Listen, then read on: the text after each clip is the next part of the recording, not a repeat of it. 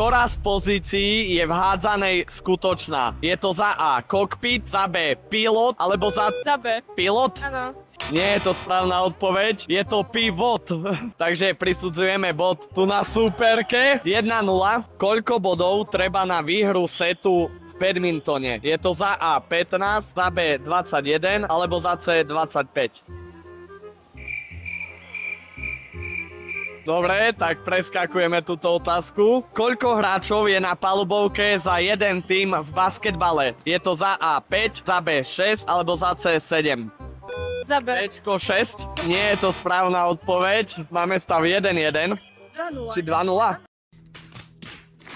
Koľko rozhodcov píska oficiálny florbalový zápas? Sú to 4, 3 alebo 2? Čo, 2? Áno, sú to 2. Pozrime na videu, že kto bol prvý.